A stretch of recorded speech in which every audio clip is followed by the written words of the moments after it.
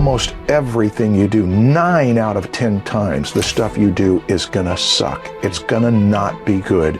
And that professionals embrace this. Talent and the gift are like two different things to me, because you might be good at something that you hate and bad at something that you love. I'd like to give my point of view. Yeah. I think... Hey guys, in this episode I'm talking to Marshall Vandruff. If you don't know Marshall, he is mostly known for being a legendary teacher who has taught various art classes all around Southern California. In this episode, we're talking a little bit about what it means to start a project and some of the maybe uncomfortable, awkward, or embarrassing things that come along with trying to do anything creative. By the way, if you'd like to support me, please consider checking out the links below in the description. So yeah, thanks, and I hope you enjoy it. Well, this is a privilege to be here on your podcast. I appreciate it, Marshall. This is round 2. You know, I'm sure people, I think our episode, for a long time, was the most viewed episode of this podcast. Really? Yeah. With all the famous people that you've got, mine was most viewed? Before I started changing thumbnails and titles, that's when stuff started to get way more popular. Because you know how to hook them. Yeah. The presentation and the packaging of it ends up being way more important than the content itself, you know, which I guess is just advertising, but it's, Yeah. Yeah. Well, should we talk about how this came about? Well, so I guess we were talking a little bit about recording a podcast and whether or not it should be planned. And we decided it shouldn't be planned because I think, at least the nature of these sorts of conversations, when I have them with people, I think they, to me, don't feel as organic or helpful to people when they are super planned out, you know, at least when I listen to them. Yeah. You know? Well, that's your point of view. Mm-hmm. I'd like to give my point of view. Yeah. I think that you see me as an obsessive compulsive planner who destroys spontaneity because he gets so micromanaging the little details and everything has to be just so. And that you are going to give me a dose of an opportunity to prove otherwise if possible. Well, so Ken Burns was recently on the Joe Rogan podcast, and I'm making my way through it. And I know that you're a Ken Burns fan. I am a Ken Burns fan. Well, and Ken Burns and Joe Rogan, the way they make things is completely, they're on the opposite ends of the spectrum, where Joe Rogan is super intuitive and kind of obnoxious in the way that he does things. And Ken Burns is seemingly very intentional, and he'll take 10 years to make a documentary. Yeah. And I think both ways of making a thing like that are valid, but I think it's dependent on the personality way more than it is on whether or not there's a correct or incorrect way of doing it. Yeah, there's no correct or incorrect way to do it. Well, no, there are incorrect ways to do it. Well, I would say that, but then I'm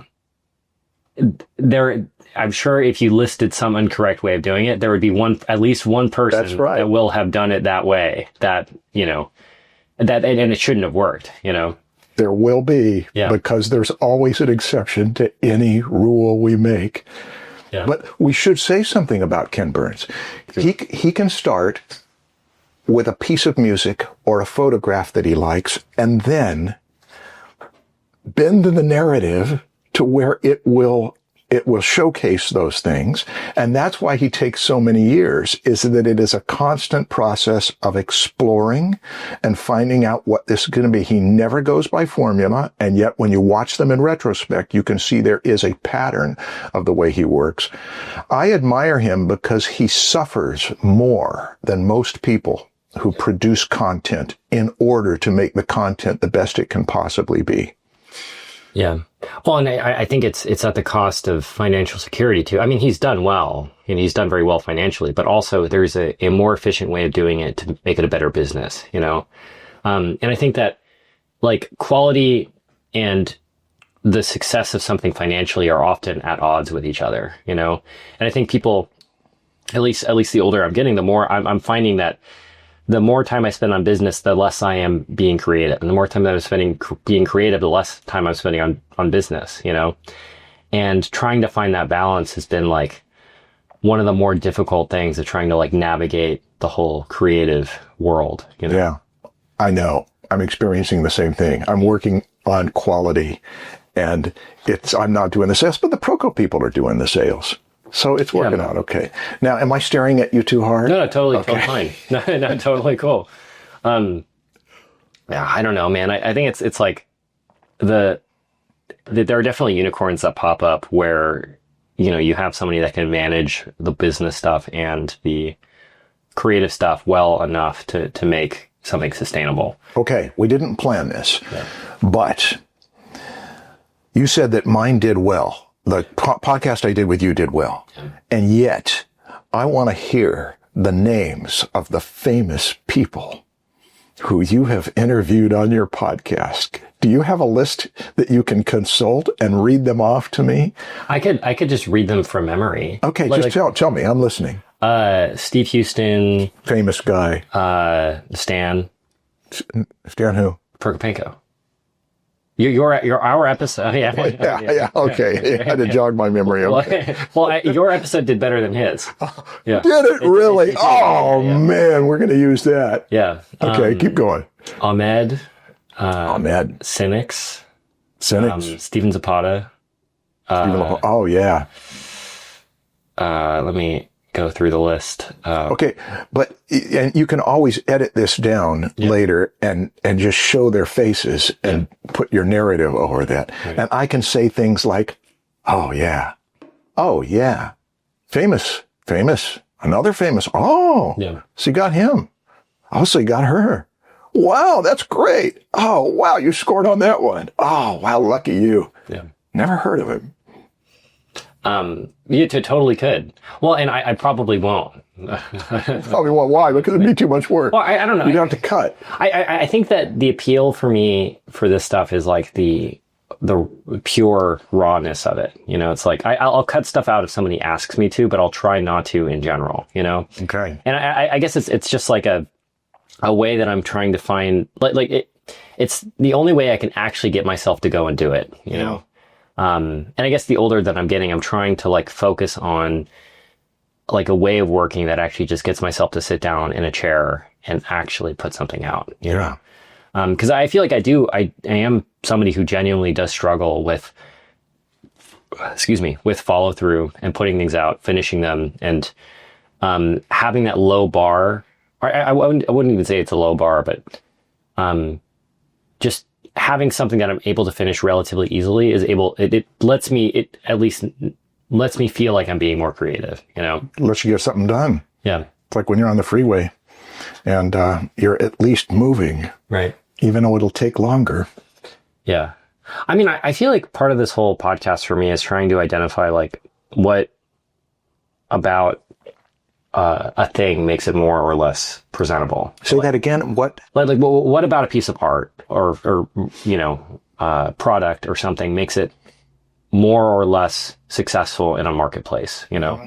Like on YouTube, it's been interesting for me doing the podcast thing and trying to present it differently because it's like I'm fairly confident nowadays. It's not the guests that I have, the level of fame from the guest, nearly as much as the presentation or the packaging of the actual thing itself, The presentation of the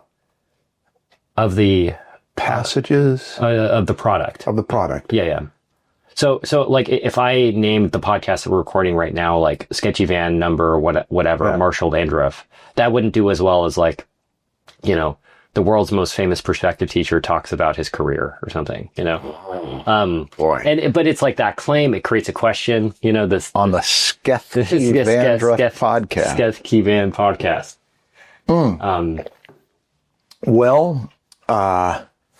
So here we are, and we got like how long? As long as you. As long as we want, we can talk for 2 hours. Yeah, we could talk. We could talk. Yeah. This is going to be fun. All right, we're going to try to explore we are turning off the need to plan in order to turn on the impulse that leads to brilliant creativity. Or is that expecting too much? No, I feel like you could plan an entire podcast around the idea of not planning. That's what we're doing. Yeah, we have planned to not plan. And the opposite of planning, I think, is impulsivity. Well, something that I would want to talk about is like, I guess, trying to find that balance between the planning and the listening to conventional wisdom and like the preemptive stuff that you do in order for something to be successful, and when do you actually start doing the thing, Because I feel, and again, it's something that we might have talked about it before, but there's an impulse, and I know I've had this impulse, and a lot of people that I've talked to struggle with this, where it's like the forever student, you know, they're doing nothing but taking figure drawing classes for 10 years, or, you know, they continually take workshops and they're trying to like prepare for some vague, inevitable end goal, but there's no clear point at which they're going to be like, okay, I'm ready to start doing this thing, you know? Mm-hmm. You have that in you? I'm trying to be better about it. Yeah. You know, it's like I went to community college for a few years, and I was just like, I jumped around majors. I like studied a bunch of different things. I took a bunch of different classes. I've read tons of books, but I feel like I really didn't start applying stuff and applying that knowledge until I like started like living in a van and trying to start doing a bunch of other things that weren't related to the actual learning of stuff itself, you know. But when you brought up that topic, you're bringing it up because you see that as something that gets in the way of achievement? I think it does. I mean, whenever I talk to people, I think people are in general more intelligent than they think they are, you know. Or they're I don't know if they're ready to start trying to do whatever thing that they want to do, but they're more ready than they think that they are. I think people generally have a negativity bias that prevents them from trying to like move forward with starting their comic book or YouTube channel or whatever, you know. Mm-hmm. I have sensed that you've brought that topic up a lot on your Skefky Van I sure have. It's jump in and do it, and I believe in it to some extent. And you are a living example of someone who has done how many podcasts now? It's probably close to 100 or something. 100 podcasts. And you started out not knowing how to do a podcast. So you jumped in and you did it. Yeah. Well, and I think it's like, I think we've talked about it before, and I know I mentioned this on the podcast before, but it's like, there's a version of me that wants it to be like super nice production quality, like it's great microphones, amazing lighting, having a producer here with us to make sure the cameras are all running so I don't have to keep looking over and stuff.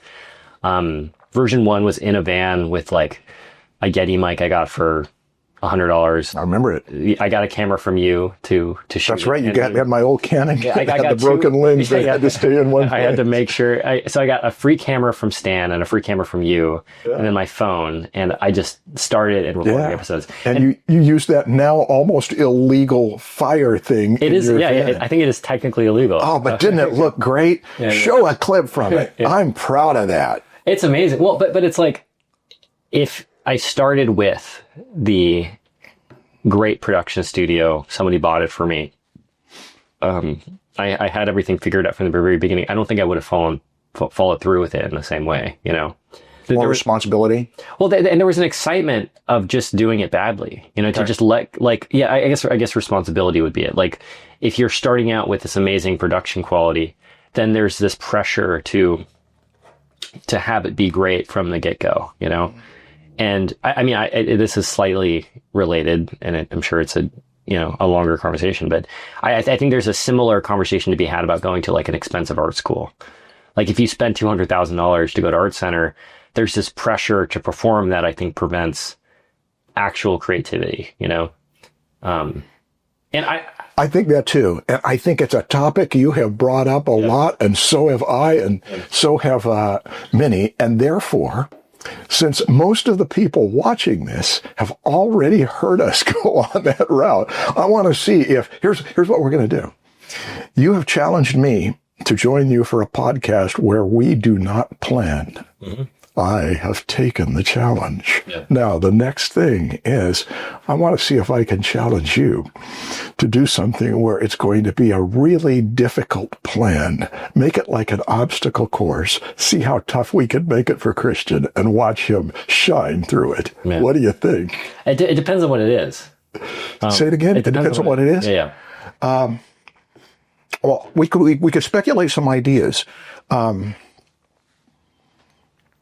Now, without planning, although we are planning like a minute or 3 in advance, or maybe even 5 minutes or an hour in advance, what do you want to talk about? Art school? Projects and creativity? Ken Burns versus Joe Rogan, the past successes of your podcast and the many famous names of which I'm not as famous, but I got a lot of views. You're famous, Marshall. Yeah, but still, I don't want to go into false humility here. Yeah. What do you want to talk about?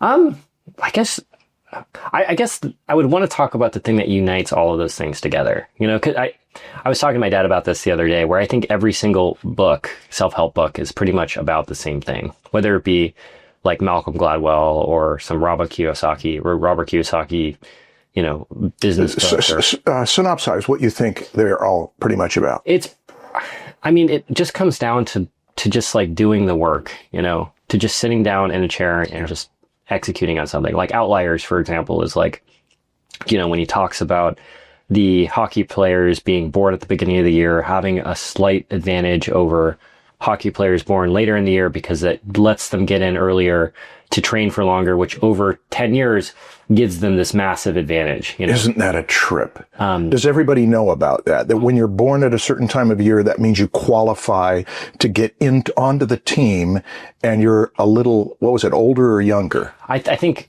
you're a little bit older, so your body is more developed, right? So you have a physical advantage. And so Malcolm Gladwell in Outliers, he breaks down this example or this phenomenon in hockey where most players in hockey are like born in November, you know? And from one perspective, you could look at it as like, oh yeah, these people born under this lunar sign, you know, during this alignment of the planets, that makes great hockey players. But the actual reality is that because you're born later, you have more development, so you're stronger, so you just get more advantages and you're accepted into hockey earlier. And it, again, over 20 years, it makes this big difference in your career.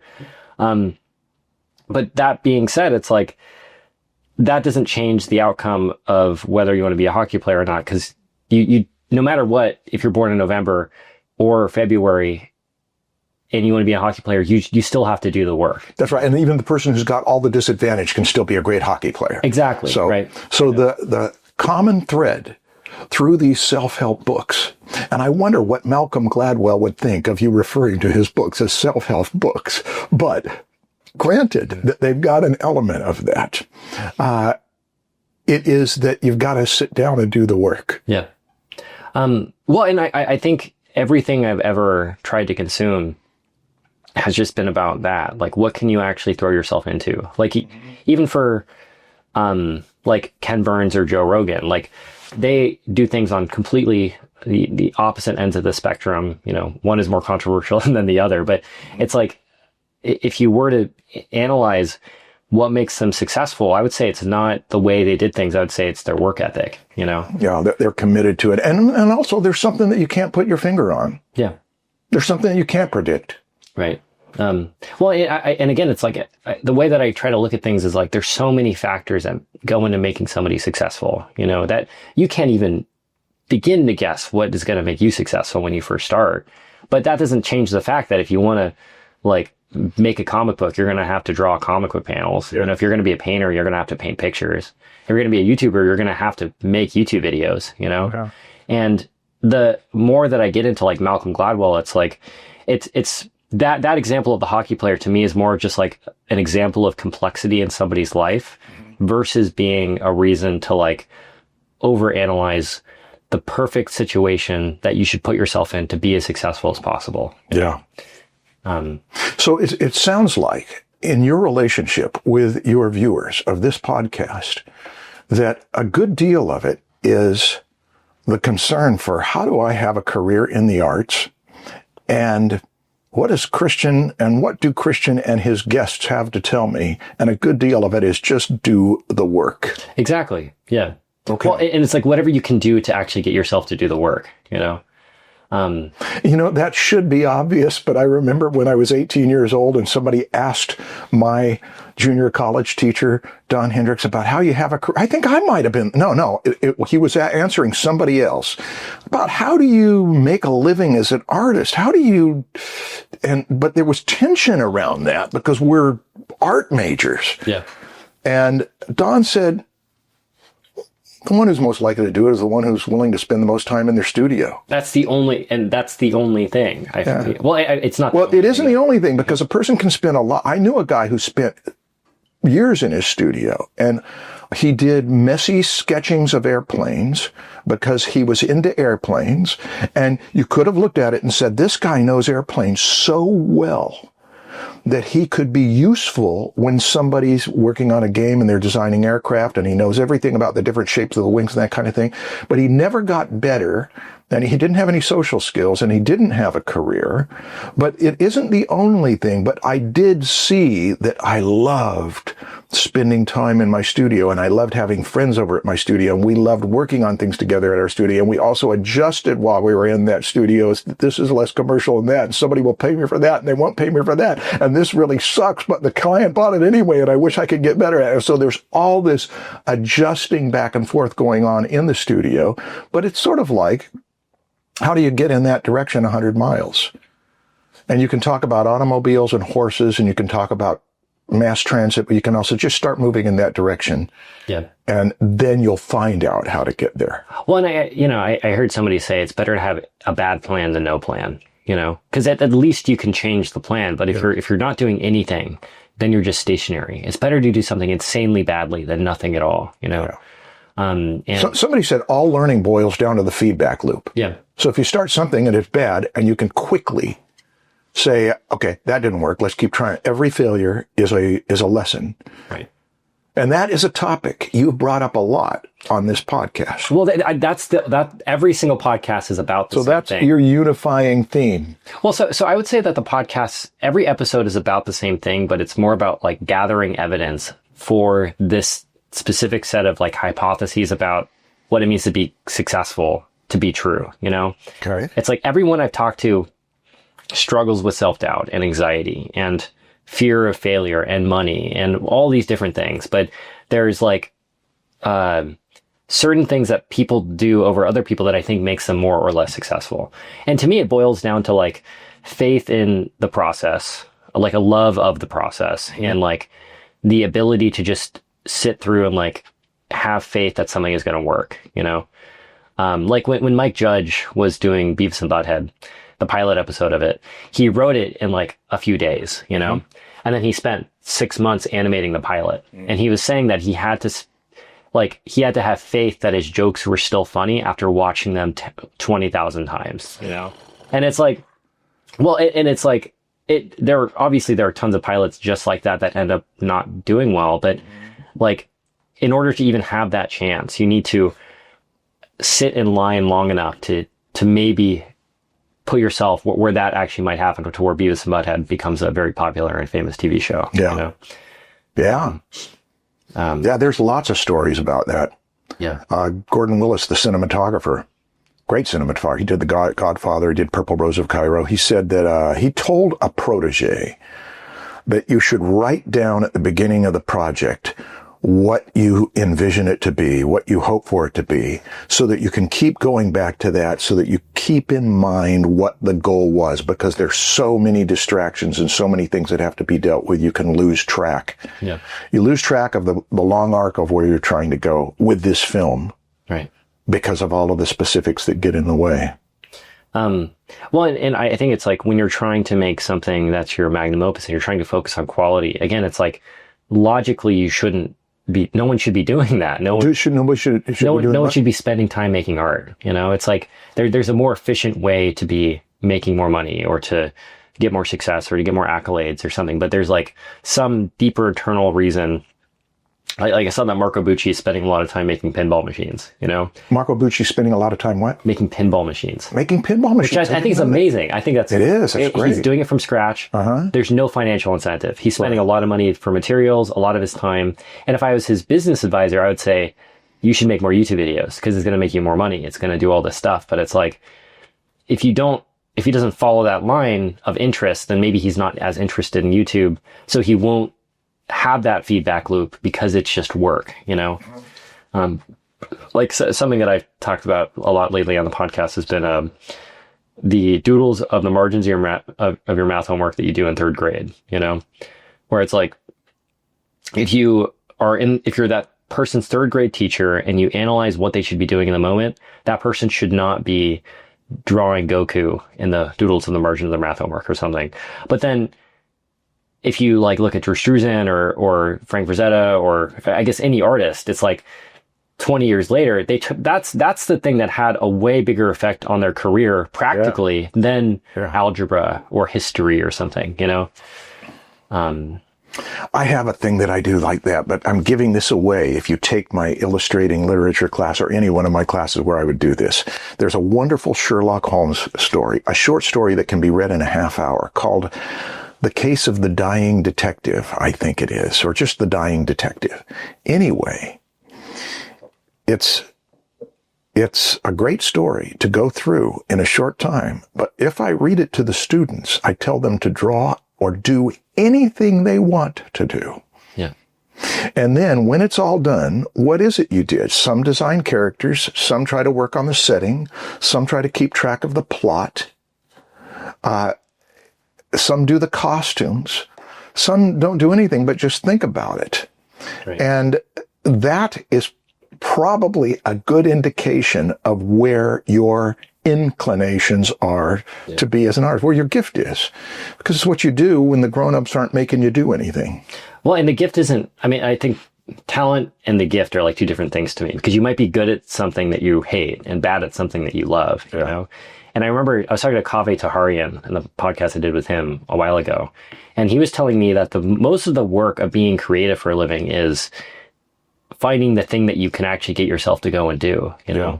Anyone can go and paint a picture, I think. Anyone can go and like make an illustration if they just learn the mechanical nature of it, you know? But to actually get to a point to where it's like, oh, that's a good illustration, or that's something that I would spend money on, that takes that, you know, that obsession or that sitting in the chair to actually enjoy that process of, you know, laying out a grid to make sure the photograph reference is accurate enough to make a movie poster or something, you know?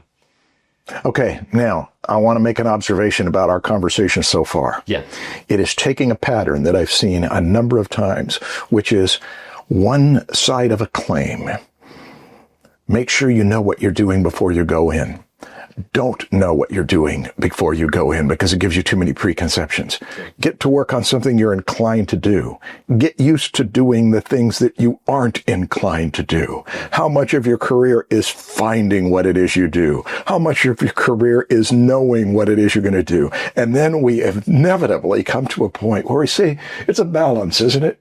Oh, 100%. Well, that's the whole podcast. Well, I guess to me, it's like less so, I guess it is a balance, but it's also like up to you, you know, that's more so the big thing to me, is that there might be somebody in your life who will tell you what they think you should be doing. They will be correct, you know?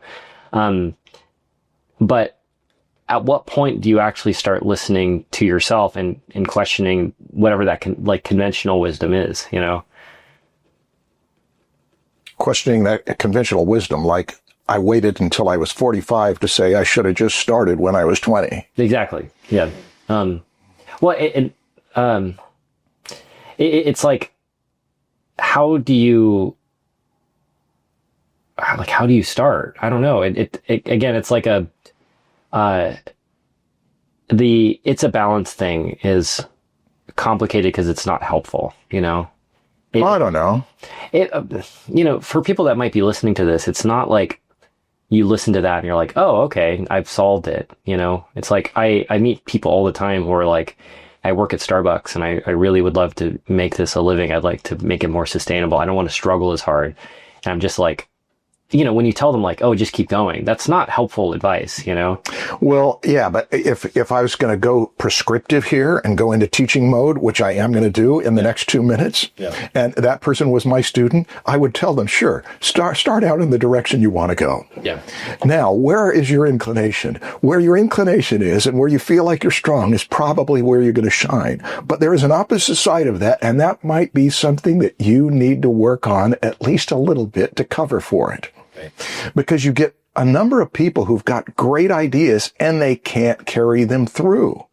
So you've got to at least carry them through by meeting the deadlines of the assignments and conforming to the pipeline of the people with whom you're working, just to prove that you're a professional. Then you've got other people who are very professional and they do all the assignments and get them right, but they are hurting for ideas.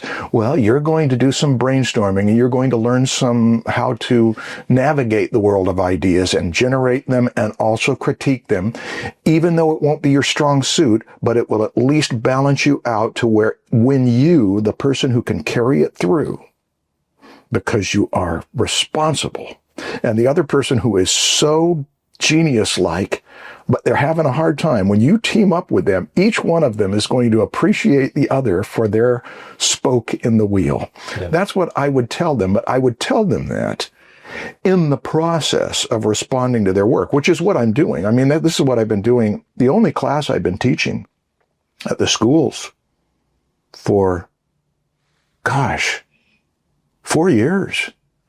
Has been my circuit. So I'm going to plug it right now. My circuit of storytelling classes at the junior college in California.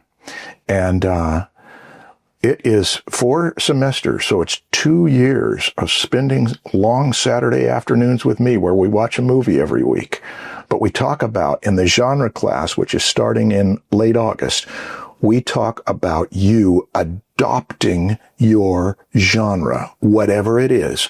I love horror stories. I love comedies. I like romance. I like to mix these 3. I want to do tattoos. I want to do cute greeting cards. Whatever it is that you are interested in, you spend the first half of the semester preparing a report of what you've been learning about it all your life, because it's usually something you already know well. Then you include in your report at midterm an opportunity to whine about it. What do you think should be better in this genre? And then you spend the second half of the semester preparing your Wikipedia entry for how you're going to do it better in the 15 or 20 years from now. Here's how you contributed to the genre, evolved the genre, made a living in the genre. And that's a great first semester. And then we go to the micro things like staging, and we go to the picture making, and we go to the story stuff. But now I'm saying all that because you're talking about what isn't helpful to tell people that it's a balance. But it is very helpful when you've got 2 years with a student. And I've had some great work come out of the students who've been coming down from Los Angeles to Orange County to take those classes, and who have found their voices or already had their voices and then found ways to inject their voice into their graphic novel, their web comic, their storyboards, or whatever. Yeah. And so, I think it's very useful in the context of giving a specific student feedback. Oh, totally. I 100% agree. I don't think it's not helpful. I think it's like, it's not that it might be frustrating is probably the wrong, because they don't know how to make it specific. Well, and it takes a long time. Yeah, it does. It takes time. Like, I agree. It's not like, when I started this version 1 of the podcast to now, it's taken years of work. It's like it's doing better now. It's like some episodes have a couple 100,000 views, which is great to me, but it took iteration, and it took practicing and experiment, and a lot of me getting advice from people like you or Stan or whoever else on what I should do. But 99% of it was me just sitting alone at my computer, grinding away on trying to make something presentable, and the direction was essential to making it successful. But the other thing that was essential was also just that drive for it, Yeah. And I mentioned this a lot before, but I've been listening to a lot of the Creative Act, Rick Rubin's book. Yeah. And his direction on stuff is or the way he directs people is follow your interest. It's like trust yourself in a way, like trusting that you know more than you think you do, and if you manage to push through the work, you make tons of turds and horrible pieces of artwork. Eventually, you're going to be able to get a small diamond out of that, the story that he tells was, he was working with Tom Petty, and Tom Petty came to him and he had written 3 albums worth of music or something. That might be an over exaggeration, but he wrote a lot of music. Mm-hmm. And Rick Rubin was honest with him and said, I don't like any of this, but I like this one riff in this one part of the song. And he said, I think you should throw out everything and just go making a new album just based off this one riff. And he did, and it ended up being Free Fallin', you know? Mm-hmm. And obviously, like, his most popular song, and then it led to a bunch of other things. But it's like, he wouldn't have been able to get to that small nugget of gold without making dozens and dozens of songs that didn't actually work, you know? There is a very similar story of Jimmy Page before Led Zeppelin, and even before his studio work. It might have been in his adolescence, which he started making a living, a good living, as a studio guitarist. He's on that Donovan song, Hurdy Gurdy Man, anyway, he talked about how he used to record himself doing guitar riffs, I guess with a cassette recorder. And he said, the term he used, that most of it was, quote, train wrecks, which means that he did riffs before he was a professional and before he was famous. And he said occasionally he'd say, I've got to hold on to that. Oh, that's a good one. And he kept those so that by the time Led Zeppelin happened and he's not doing studio work, he's coming up with his own riffs. He's not necessarily coming up with those own riffs while he's in Led Zeppelin. He came up with them when he had a long adolescence to experiment with a lot of crap. And then say, these ones are good, and you've got these gems that come out as some of the best hooks of rock and roll. That is one of the most encouraging stories I know of, and it's also something that recently Bob Mankoff, New Yorker cartoonist or editor of New Yorker cartoons for many years, did a commencement speech. He's 80 years old. He talked about how crazy it was for someone his age to be talking to recent college graduates because there's just this huge chasm between them. But he did give, at the end of the speech, he gave a little collection of advice, one of which was that almost everything you do, 9 out of 10 times, the stuff you do is gonna suck. It's gonna not be good. And that professionals embrace this. That you look at it and you say, okay. And then the one that's good is the one that nobody else would have gotten. Right. If they hadn't spent years creating train wreck guitar riffs until some of them are great guitar riffs. So it's like the Tom Petty thing. The whole album wasn't good, but there was one riff in there was good. Rick Rubin sees it. Let's just take that one seed. I think we can get a good tree or bush or plant out of this one seed. Well, that's encouraging. Well, and I think that to me is more the spark of what actually makes somebody stand out. I guess standing out and doing the work are two different things, but the whole podcast has been about trying to validate that idea, trying to talk to people about their experience with that thing specifically. And I've mentioned this a few times recently on latest episodes because it's, to me, it was a big deal. But I had Richard Taylor on, the founder of Weta, and to me, he's like, at least from my perspective, on that same level of like a Tom Petty or something. I watched that one. I think that was where you were sitting against a wall, maybe. Yeah. We were at the Comic-Con. We were at the Marriott. Okay. Or the Hyatt near the San Diego Convention Center. Okay. We were talking, and to me, it's like, I visited Weta and Greg Broadmoor was touring me around and I saw Richard and introduced me, and Richard was very busy scrawling on a whiteboard, trying to figure out one very specific design problem. And it was kind of surreal for me to see, because I would suspect somebody at that level who's done Lord of the Rings and Avatar and all these different, culturally significant movies, I would suspect it to be different at that level, that at a certain point you stop not knowing what you're doing and you start just doing everything extremely precisely, and to realize that that's not the case for most people at the top. There's still an enormous amount of iteration and experimenting and doing things badly that happens even if you're insanely successful. I think it'd be scary to people, like there's that desire to just keep on learning and to keep on executing on stuff, keep on taking courses to prepare to make it feel like everything you're going to put out is amazing, but that's probably not going to be the case. Okay, I've never listened to the Joe Rogan podcast. What is the percentage of podcasts that he does that are great? I'd say it's like 2%. And is it dependent on the guest? Is it dependent on him? Is it dependent on the two of them? It's probably both. I mean, I think it's like every episode is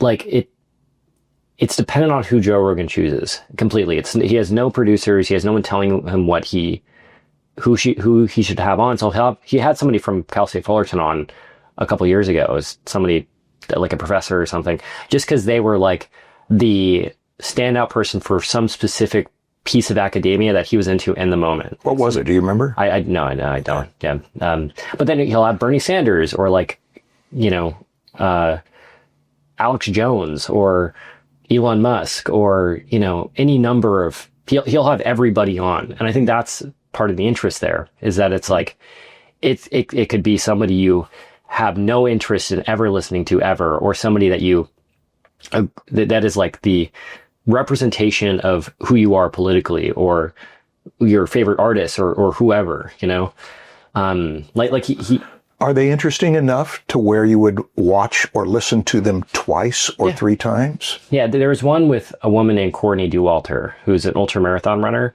and she ran the Moab 240 and beat everybody by 8 hours or something, Wow. And it's like, these are pro athletes, that are running 240 miles, and she smoked everybody. And she's like, at the time she was like 31 or 32. She was just like a teacher at like an elementary school or something. And she just decided to get an ultramarathon running, and hearing her talk about her nonchalant approach to the way she trains.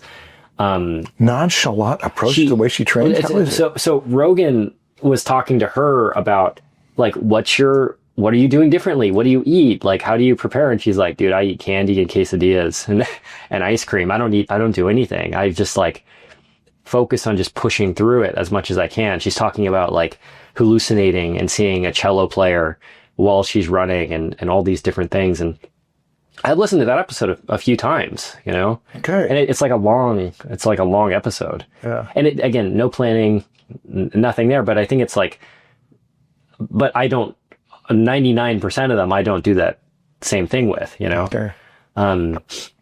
But I think part of the reason he's so successful is that he's able to like, because he's following his like, oh, I want to have a conversation with that person, his genuine interest. He's able to like appeal to everybody because he'll have anybody on. And for me, like that specific episode meant a lot to me for whatever reason. But then I'll have some like very relatively small conspiracy theory YouTuber on, or somebody that's really into bow hunting or piano or climbing or whatever. Like he had Alex Honnold on just because he really like Alex Honnold from Free Solo. Oh, yeah. I watched Free Solo. Yeah. Gosh, that was, you didn't tell me about that, but I think right when I watched it, you had already seen it and you knew of him, and because you were rock climbing, right? Right. Yeah. But that episode was really fascinating because it's like Joe Rogan talking to this guy about like two different worlds, like he's a comedian and a fighter, and him talking to him about climbing. It's just it's like a fascinating. Who's a comedian and a fighter? Joe Rogan. He's a fighter? He's a fighter, yeah. I didn't know that. Yeah, no. I didn't even know he's a comedian. He did Fear Factor for a long time. I don't know what it is. I'm sorry. Oh, okay, yeah. It's a show on TV where people eat bugs, and stuff. And okay. Really into bow hunting, fighting. He does a bunch of different things. A comedian. Okay, now, point has been validated about the theme of this podcast. Yeah. About just get started, find your balance, do it badly, and out of quantity will come quality. Where do you want to go from here? Well, but the thing is, that's not exactly true, because I think we both know of instances where somebody might have focused purely on just quantity. Yeah, the airplane guy that I was talking about, and nothing came of it, Yeah, nothing came of it. Okay, where do you want to go from here? I want to plan for the next 5 minutes so that I can organize my thoughts. Well, I'm an obsessive compulsive planner. I'm trying to be more like you and Stan right now, because like at a certain point, people tell me my audio is bad. People tell me there are things about the way I do things that make the actual product worse. Okay. So at a certain point, I have to self-reflect and be like, okay, this is something that I'm willing to change in order to have a wider audience. Okay, then let me do that. Yeah. Let me play that role. I think that we are wandering around in circles and circling back, and I think we need to say, let's go there.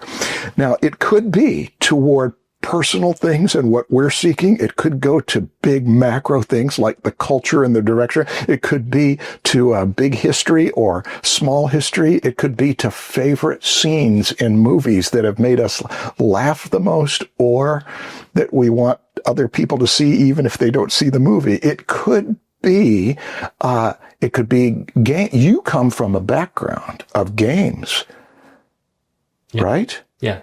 You play video games. You've been involved in video game companies. You've worked for video game companies. You've grown up around them. I don't play games, but I'm wondering whether we should play some games on this podcast that are competitive or... I think it would be too much to set up right now, but I would be willing. But I mean, like here's a game. You name a song. I name a song, and the other person has 5 seconds to see if they can get the lyrics or the hook. I probably wouldn't do that. I guess it would make me nervous. Okay, well, yeah. What's a game you would like to play? Hey, I'm gonna drink this sparkling water pretty soon. It's starting to. It was too cold for me to start with, and now it's cooled off enough to where I think it's ready. Let's think of something. So, I guess something that I've been thinking about more lately, and I don't know, this could probably be turned into a game in some way, but the origin of everyday objects, where it's like, where did the dye in this yellow can of your limoncello on this table come from to be able to make this aluminum? Yeah. Again, it's like, well, is there a certain quantity of it in the way that it's developed or made to dye aluminum, or if you add too much, it can no longer work. Yeah. It's like, I guess in that single can of limoncello, there's probably an insane amount of complexity that I wouldn't even begin to understand. And I'm really interested in that. Yeah. In fact, there was I didn't ever see it, but there was it might have been a British TV show from maybe 20 years or more ago where somebody does that. They trace back how that happened, and the simplest thing, this piece of paper, this pen, this can, let alone more complex things, how it happened in the first place. I don't know the name of the show, but maybe I can seek it out because the person who recommended it to me in response to me saying that wouldn't it be cool to do a show?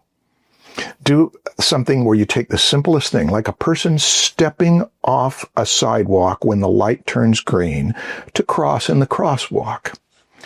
And you can take it, first of all, from the physiological point of view. What has to happen in the brain for them to know that when I see green, I will pull on these muscles and make this foot go? And you can get all the way down into how it wears out the shoe, how it's when you have a certain illness, you might not be able to keep your balance. You could spend 1,000 hours just on the physiological phenomenon of a person walking through the crosswalk.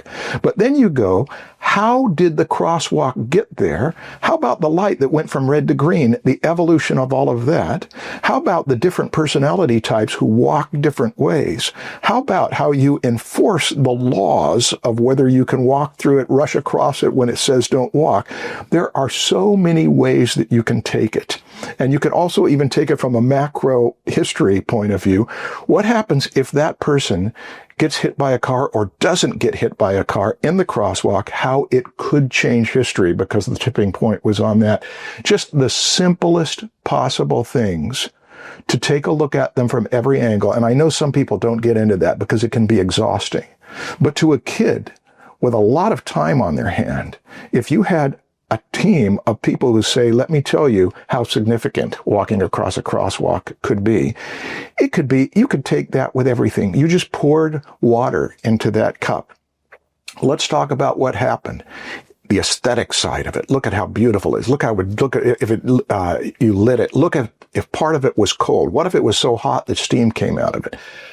I would love to spend a decade of life just pursuing those kinds of things. And some people have. There are books on it. Yeah. Even those Stephen Macaulay books, which focus in on how things work. Do you know those? No. Oh, wait, the cut. Yeah. How a castle works, how big equipment works. Yeah. And that's just one little narrow aspect of it.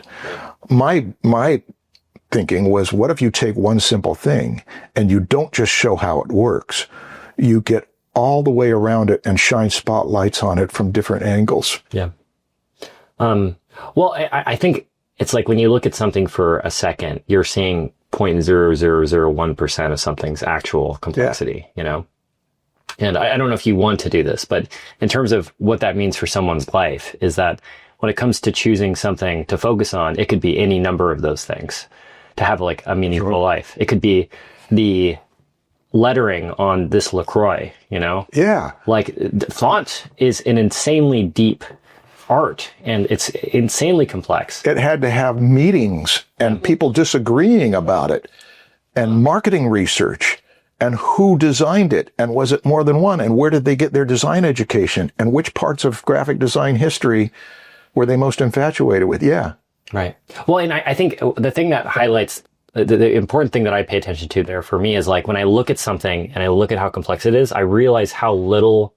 Oh my God. Oh, are you combining the coffee and No, the coffee's done. I want to be able to taste this without the metallic taste. Marshall doesn't have a thing for metal. That's fair. But it's like when you realize how bad you are at mostly everything, I think it's somewhat inspiring, you know? Yeah. Like when you look at what it takes to make a single can of limoncello. There was a guy on YouTube who did a series making a sandwich from scratch. I don't know if we talked about it before, but really, so he grows the wheat or the whatever the kills a chicken, you know, grows tomatoes, grows cane sugar to turn into powdered sugar. You know, it's make his own fires to cook the bread. The whole thing takes like a year, you know, and and he gets to the end and the sandwich is like, it's a bad sandwich, you know. He's like, it's okay, you know. And I guess it's like, there are people who their entire life, the thing they love most is the thickness of the aluminum can of a soda, you know, and they probably have debates on what's the optimal thickness of what an aluminum can is for the sake of transportation or longevity on shelf or any number of things, you know, and that's their art form. That's the thing that they'll research and read books about. And it's such a small micro part of the whole process, I guess, to making a single can. I don't really know where I'm going with this, but it's.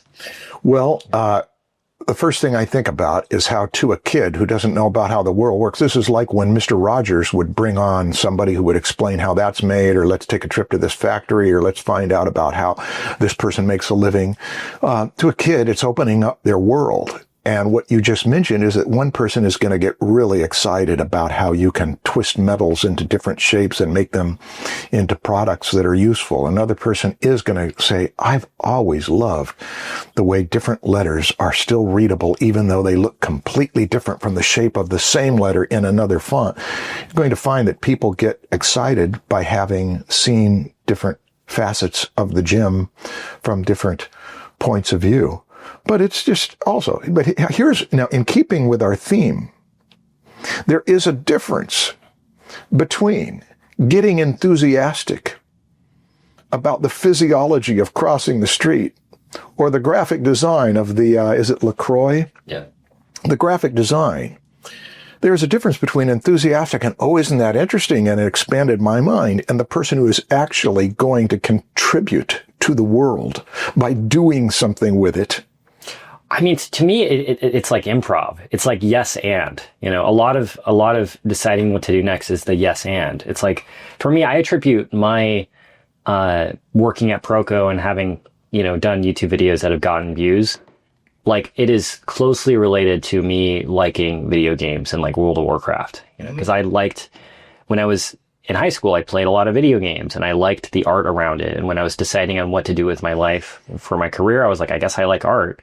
So then I started going to figure drawing classes, and then eventually led to me meeting you, which led to me meeting Stan, which led to all these different things. But it started with the yes-anding of, oh man, that drawing looks pretty cool. You know, it's like that liking of some, you know, Glenn Rain or Wei Wang concept art for World of Warcraft led to me knowing who John Singer Sargent is, and Andrew Loomis, and all these different, on the grand scheme of things, extremely niche things that are honestly way more niche than the font choice of a LaCroix, you know.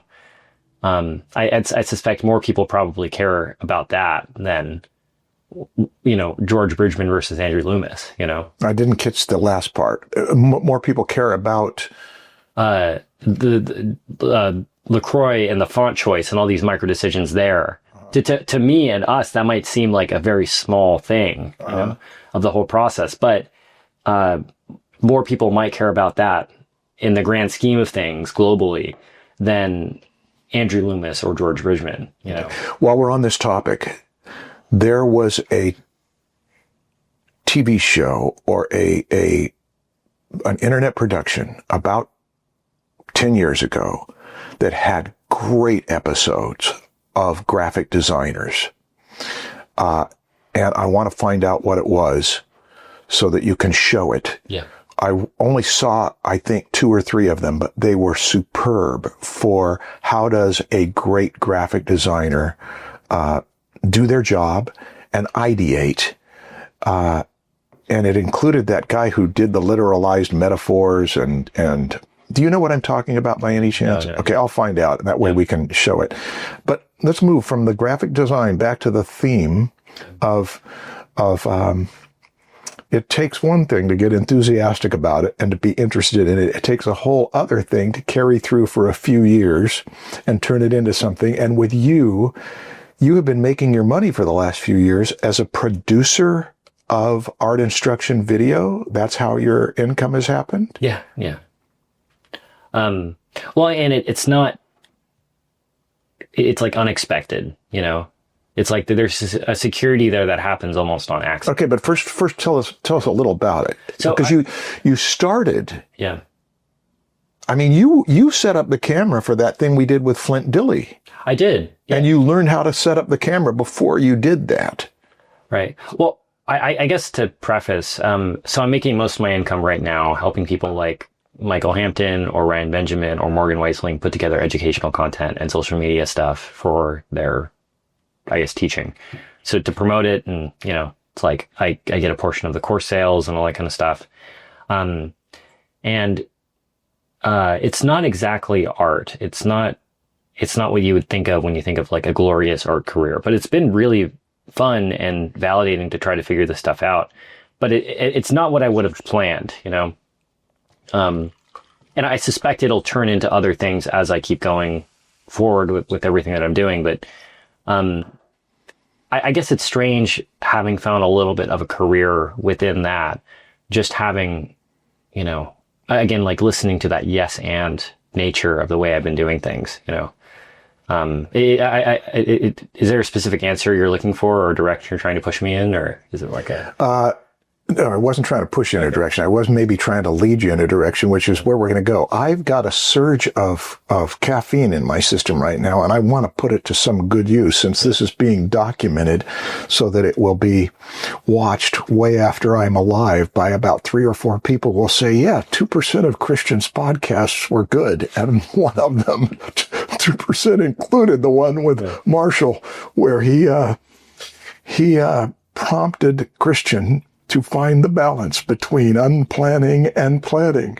Where do you want to go with this? Well, I guess if we're going to go based off the 2% of podcasts being good that someone makes, I've done about 100 podcasts and 2 of them are good. And I mean, 2 of them have over 200,000 views. So that is. Do they? Yeah. Which ones have over 200,000 views? The one with Peter Hahn and the one with Greg Broadmoor.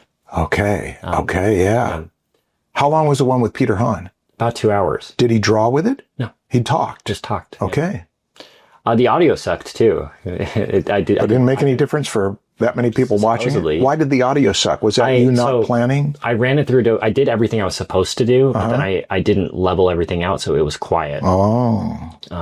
So I planned. How do you mean you didn't level everything out with the dynamic compression or with the environment? I guess dynamic compression. So I didn't raise everything I got rid of the peaking, but I didn't raise everything to be loud enough to. So there's too much dynamic range, right? It goes quiet. Yeah. Yeah. Okay. I could have done a better job, but I guess, How long ago was this? A year and a half. So you should have known better. You've been doing podcasts for a few years. So what happened was I got a new set of speakers.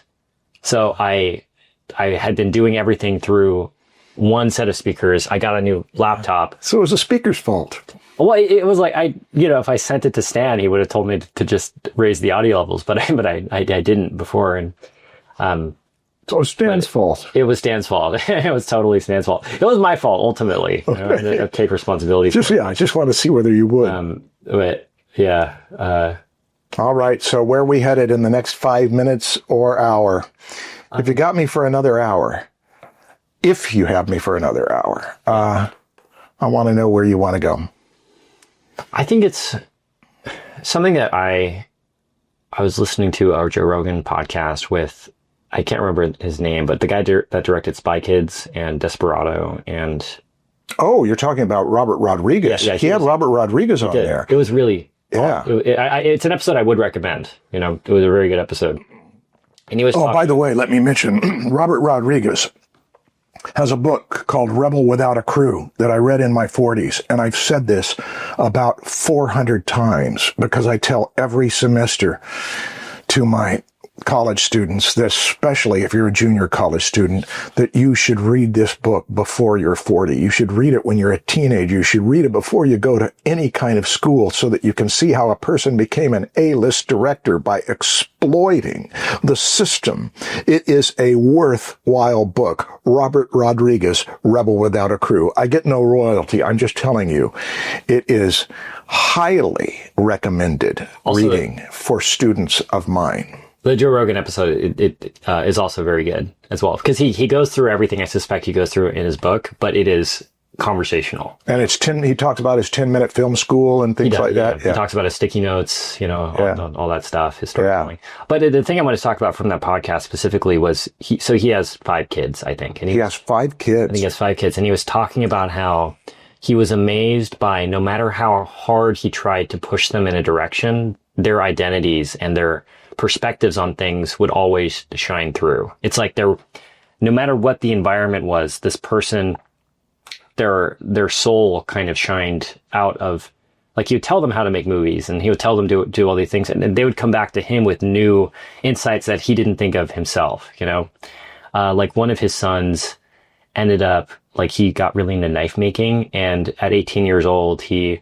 applied to be on Forged in Fire. It's like a knife making TV show, reality TV show, where people make knives and then they show. And he ended up winning that season. Wow. $10,000. Wow. And he was saying, it's like, I did not push that at all. I don't care. I don't know anything about knife making, but for some reason, this person had this thing within them to go and do that thing, And I guess I wanted to talk about the origin of those interests, or the origin of, I guess, where those come from and how do you nurture them and cultivate them, I guess, in yourself and other people. Well, that's a great, big, abstract thing about where does it come from. Yeah. Philip Glass set out pursuing music when he was young because his question was, where does music come from? Now he's in his 80s. He's getting close to 90. And he said, I never found out where music comes from. It doesn't make any difference where music comes from because some people will make music, some people will not. Yeah. But back to one way that it comes, wouldn't it be great to be Robert Rodriguez's kid? Right. I mean, if he is teamed up with someone as parents, they are nudging, if not pushing. They are giving opportunities to the kids, and then they are looking at the kids and saying, what have we here? And blowing on the ember that kid sparks anyway. That's one thing. Is environment is a huge thing about it. And if your family isn't going to be the environment where it's going to happen, you find a new family. That's a big difficult thing, but it's why it's why some people thrive outside of their family when they find their people. Well, tribes. I think the thing there is it's not just wealth too, you know, because it's like obviously Robert Rodriguez is wealthy and he was able to provide some. He wasn't when he started out. Yeah, he wasn't when he was attending the junior college in Texas. Well, and it's like, what do you like? So it's not wealth; it's something else. It's like environment, or it's like, and I don't know what it is. It's security, but you can say from the outside what it is. It's that they've got a drive to do it. Yeah. But then in Mihaly Csikszentmihalyi's book, sorry that I don't pronounce his name exactly right, but he pointed out that it is not just from within, it is environment. He wrote a book on creativity, which the first part of it was very discouraging, is that you are the result of a whole bunch of forces. I read it in the 90s, and that you cannot be a great filmmaker, period, if you were born in medieval Europe. Just can't be. Sorry. You don't get the opportunity to be an animator or a filmmaker. But he develops that thought, so you recognize you are at the mercy of a lot of factors. But then at the end of the book, he does give what their long-term research on what makes people creative, some helpful things from it. But was I interrupting a train of thought? No, totally. Go ahead. I guess that's kind of what I meant with the Malcolm Gladwell thing, that you are controlled by your environment. But if you can't be a great filmmaker or animator, that doesn't mean you can't be a great blacksmith or something, you know? Mm-hmm. And I don't know. It's like, to me, I feel like when I attribute, I don't want to sound like I'm casting blame or anything, but when I attribute the things that have like hindered my own success or hindered my own enthusiasm for trying to be successful, it's when people like tell me I can't, it's when people tell me I can't do something, you know, or when people tell me there's something in my life that I'm interested in that is not worth pursuing, you know? When somebody tells you there's something in your life that is not worth pursuing, it makes you want to prove them wrong, or it makes you assimilate them. It's at least from a young age, that I feel like that's the origin of what prevents someone from actually going and trying to do something. You know, it prevents some people, and then it does the opposite with others. But I think it's like, but there is, to me, like an idea of like a better and worse environment for cultivating. Oh yeah, there it is. There's no guarantee, but on average, you're able to like make it come out of people more often if you're letting people explore themselves more, you know, and being more open to trying things. Like I suspect with Robert Rodriguez, he wasn't trying to direct him to be a knife maker. He was saying, just do whatever you want and just do it well, you know? And like sort of having faith that his kid would go and put in the work to do something well enough to end up on a TV show doing this thing to win $10,000, you know? Mm-hmm. And yeah, I guess it's like a version of, I don't know, just like, I guess we've talked about like whatever, like what's the thing that is like what's the best version of like an art school or like an art school environment, you know? And to me, it's like a combination of the really like the strict or regimented study time where you're learning perspective and Andrew Loomis and all the technical things that go along with anatomy. But then there's another part of it that's like just pure like exploration, you know? Yeah. Play versus work. Yeah. No, not play versus work. Play and work. Play and work. Yeah. And play. Yeah. Yeah. And I guess it's like, I'm sure if we were to go on to the Desperado film set, there's probably a fair amount of it that's not very serious, you know, or it's very crude or kind of casual, especially because he was producing and trying to make everything himself, you know. Mm-hmm. Like in the Rogan episode, he was talking about how when he was filming his first movies, he couldn't check if the camera he was filming on was working. So he had to have faith that, you know, after putting $100,000 or whatever he put into this movie, that the film was going to be able to be developed and turned into a movie. Otherwise, it wouldn't have been able to. But he did it. He recorded the movie assuming that everything was working, Yeah. But, and he lost total sync of the film to the sound, and that created trouble for him. And then when he fixed it, it ended up turning out to be part of his style. People saw that as part of his style. Yeah. Okay. What do you want to do? Do you want to keep talking, or is there anything? I want to keep talking about something interesting. This is not interesting me. Okay. It's too repetitive. We've talked about this before over and over and over. I want to either break new ground or have some fun or play some games or get in an argument or share favorite things. By the way, the Freakonomics guys, the two Stevens, they really put energy into looking at things and saying, how did that happen? And going back and seeking with the data how unexpected origins contributed to that phenomenon. I think that you might get into that. But you're interested in where all this comes from. And the thing about where does creativity come from and where does the nurture or the nature thing happen, all of that gets so, I don't know, it gets impractical to me at some point. It just becomes this philosophical argument about stuff that it doesn't make any difference. I think that's true, but I guess to me, the interest there for me is like someone like Robert Rodriguez can go and exist and be successul in the film industry, but so can James Cameron, who's again on the opposite end of the spectrum. Yeah, he's on the opposite end of the pure production, Yeah. And it's like it's just strange to me to see that they can still exist and learn from each other. And how does this relate to you and where you're going next? Well, I think it relates to me from the perspective that, like, how do you move forward with things? Like, how do you know what to do next? How do you, like, I've been talking to people about, so I mentioned this in the last podcast, but on YouTube, for example, you can do thumbnail tests and you can see which thumbnail is doing better or worse than another. Mm-hmm. Yeah. You can see like a clear preference for what your audience of 10,000, 20,000, 100,000 people preferred from one thumbnail to another. And the point I'm bringing up here, and the reason I think it's relevant, is that in the moment, I really don't know which one is going to do better.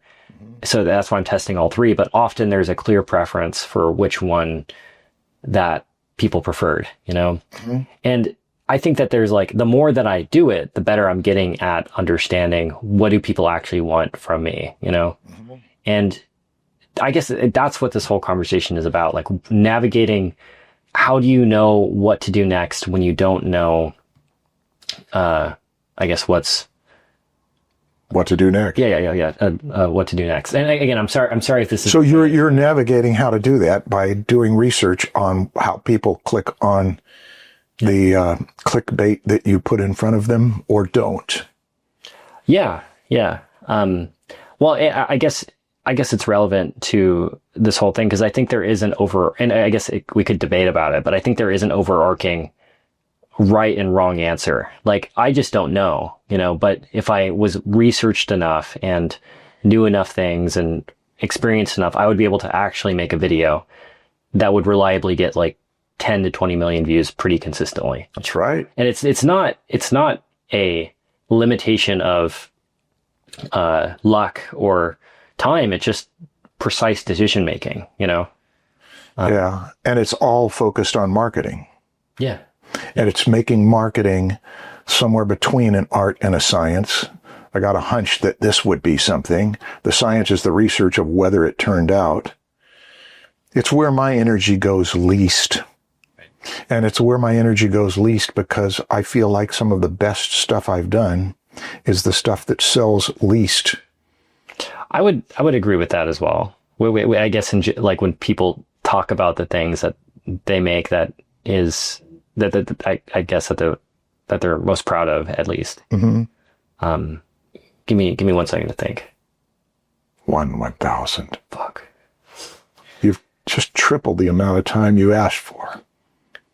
Now you've made it 600% longer. I hope I'm not putting pressure on you. No way. No. Rapidly approaching the 1,200% increase in the amount of time you requested to think. You shouldn't eat before we do these things. Even 2.5 hours, your thinking has slowed down to 2,400% slower than you requested. I think, Christian. I think there is a way to, I don't know. I'm trying not to, so the thing I'm running into right now is I'm trying not to be repetitive.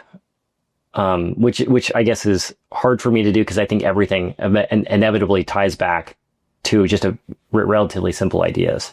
Mm-hmm. Like everything, simple ideas being just start, do the work. And, do don't the think work about it, and don't think. But also think about it. But think about it as you go, and where does it come from? Who cares? And well, I guess one thing we could talk about is like moving forward. I think the tools to make something great have become more accessible, and they're going to continue to become more and more accessible. Yeah. Like Steven Spielberg making Indiana Jones in the 90s and 80s. It's like that is a great movie and an amazing movie. But he was just one very lucky person who had the chance to be able to have the resources and have the timing and the execution to be able to make something that ended up being Indiana Jones. Mm-hmm. And moving forward, it's like everyone has way more opportunity because they have like an amazing camera and microphone in their pocket, in their phone. But the market is becoming more and more saturated every day with things. So it is harder to stand out within the market. It is so hard to stand out within the market.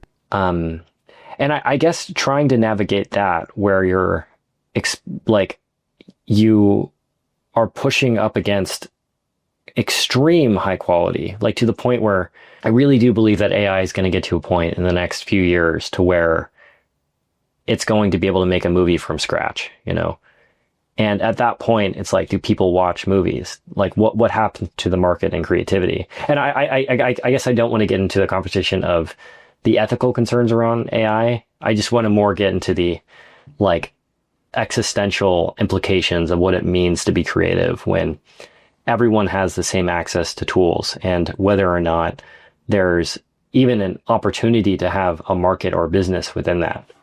But this is not even an issue with you because you've got an audience and you work alongside a forum and forums of people who have huge audiences. So it's not really an issue for you. You can get 10, 20,000, 50,000, 200,000. You can go on to, go alongside a forum that has 4 million subscribers. Well, that's true. But also what happens when every single piece of content on YouTube can be made better than anything I could make?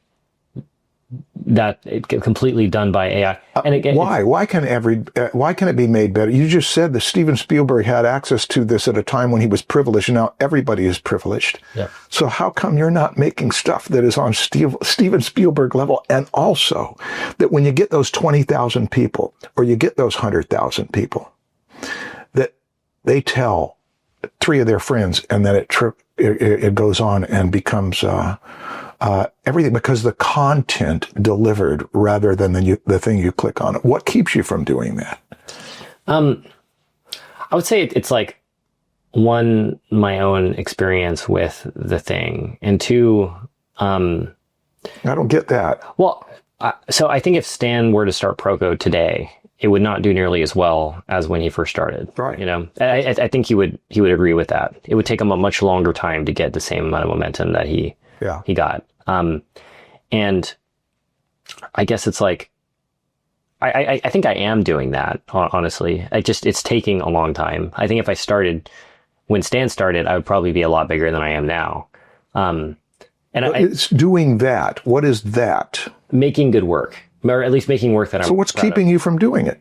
From doing what? From doing better work, better content. I'd say it's more just like practical concerns. Just like I am trying to record more podcasts, but I need to do it in a way to where I have higher production quality.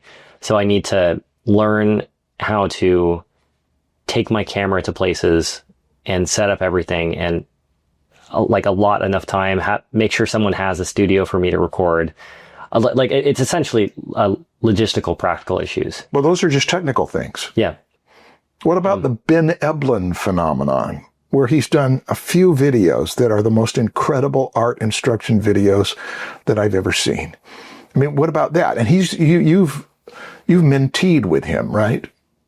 No, we talk every week. Okay, yeah. I mean, he is a mentor to you. Yeah, in a sense. Does he ever get on your case that you could do better quality work? No. I'd say it's more like a friendship than like the mentorship thing. Yeah. But, so he's not pushing you in a direction. Well, I don't know. I think it's like the way that Robert Rodriguez does things. I think it prevents him or stops him from making Avatar. I don't think he would be able to operate at that level of James Cameron just because of the chaotic nature of the way he does things. Right. Yeah. In the same way that I think that the way that I produce things and the way that I like to work, the way that I feel like I make my best work is at odds with being the most successful, In the same way that I think that Ben Eblin choosing art as a subject that he's making videos about limits his ceiling for how successful he could be. Like if he made a video that good about finance or some Mr. Beast type thing, I think it might have done much better than, the video that he did on how to draw the head.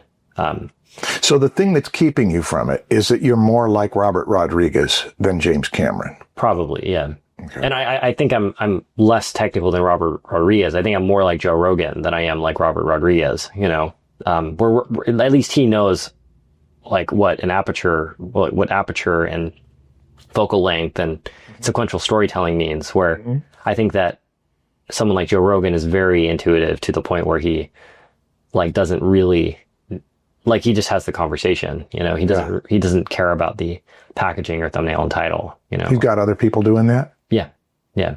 And I guess the reason I'm saying all this stuff is like, I think that sometimes our chosen path or chosen market that we choose to exist in is a much bigger limiting factor to our own commercial success than our ability to execute on something.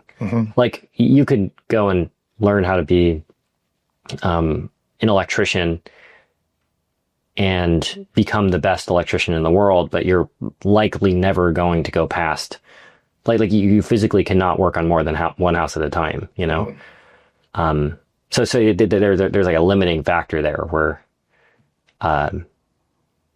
or I guess another analogy might be something like if you're a painter and your only market is showing to galleries, if your goal at least is volume of people seeing your work, you're much better. You'd be much better served posting that stuff online because your gallery is limited, like a physical gallery space is limited to like 30 people at a time, whereas Instagram or YouTube is millions and millions of people.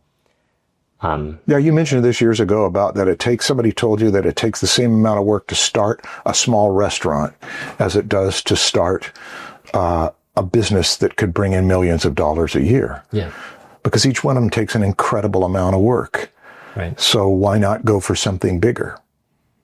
If that's what your goal is. But if you say, I just love the idea of having my own small restaurant.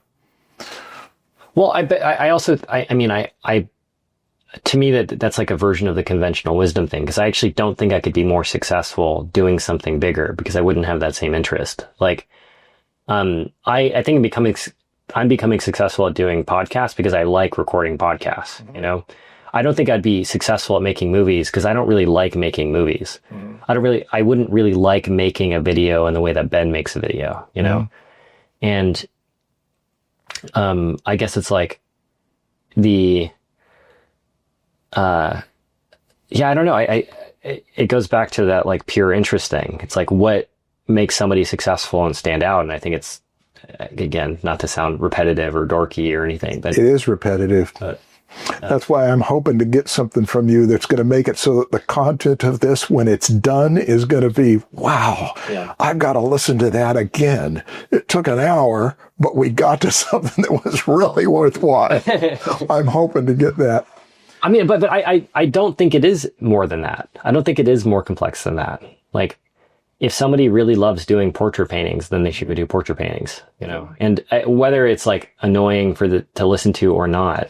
So the thing you like about doing podcasts is that they can happen faster than doing a really refined narrative or something where everything's planned out and you've got all sorts of moving parts and you can polish and refine each cut and you can seek out the very best versions of what to show with that typeface stuff and spend hours saying these are the 3 or 4 typefaces we're going to show when we talk about typefaces, and all that compulsive work of trying to make every bit of your podcast a polished gem. That does not appeal to you because you can produce a podcast with about 20 to 30 hours of work instead of 200 to 300 hours of work. Is that it? It's a combination of the actual production quality of it. Like it is much easier to produce a podcast than a polished video, but I also feel like there's a depth to it or a value to it that is deeper than an actual very polished video. You know, I think it's like what we're doing right now is closer to the actual creative process than what you would see in a 10-minute long YouTube video, no matter how polished it is. Now, say that again. What you're seeing right now is closer to the creative process than a 10-minute long video explaining exactly how to do something or what something is. Yes, but there also is the thing that when Philip Glass studied with Nadia Boulanger in Paris in probably the 1950s or 60s, he was one of the older students. And he and Quincy Jones and a number of other great musicians studied with her. And he has a chapter in his book, Words Without Music, his memoir. And he talked about how Nadia took him to task. He tells the whole story. It's an interesting read. That she gave him grief for not working as hard as he needed to work to do the meticulous work of understanding Bach or Stravinsky. I think it was Bach. And her final word was, an effort must be made. And there is something between just goofing around and actually trying to make something good. And here's why it's important to me for 2 reasons. One is that I remember that it overwhelmed me when I was younger. I'm trying to make something good. I am not happy with this. I worked on this for 20, 30 hours. And it sucks. I got to start over and try harder and try harder. I did it too much. And then I got professional and I could meet the deadlines. And I also started to get bored with what I was doing. And now there's a whole other motivation for trying to making an effort to make it good. Can you guess what it is? It's not money. It's not money right now, although money has been a huge part of it, because for the last 10 years, up until this last year with the perspective course, for 10 years, I've not made a living trying to get the perspective course done. It just took so long. Didn't pay anything until it sold. And it's been really rough financially to try to do something of quality with the hope that Stan's Market will make it so that I'll actually make a living doing something that I want to do and trying to do it well. But there's a whole other motive. What is it? Well, should I give you hints and see if I can get you to guess it? Yeah, sure. Okay. 3,000 years ago, there was a book written by an author called himself Qoheleth. Do you know anything about that book? It's in the middle of the Hebrew scripture, or of the old, what Christians call the Old Testament. It's in the middle where the poetry books are. It's called Ecclesiastes. Do you know what he says is the motive behind everything that you do, whether you know it or not? No. Okay, I'll give you another hint. Is it immortality or something? Yes, That's what it is. When the last 2 podcasts, Stan and I have done 112, I think, podcasts now. It might be 114 by the time this comes out. There's only a few that I'm happy with. Yeah. I'm sure it's less than 20%, but say it was 20%. That's a pretty good percentage if 9 out of 10 things aren't that good. But two of that I am most happy with were the ones that we did in the last couple of years as our little reprises. One of them was on cinematic perspective, where I took that one over and taught on cinematic perspective. You're going to be a storyteller with pictures and you care about how you structure shots. It's got some valuable stuff in there. But another one was, Stan, I think, might have taken most of that one. It was the state of the art industry. Do you remember it at all? Vaguely. At the beginning of it, I said, you sure you want to talk about this? Because the state of the art industry in the last year and two has been worse than I have ever seen it in my lifetime. That's why I asked Stan, you sure you want to talk about this? He said, I think we should. And it ended up being a strangely encouraging podcast. And we ended up talking about death. Yeah. That everything's got to die. And because everything's got to die, there is something about the awareness of that which gets heightened as you get older.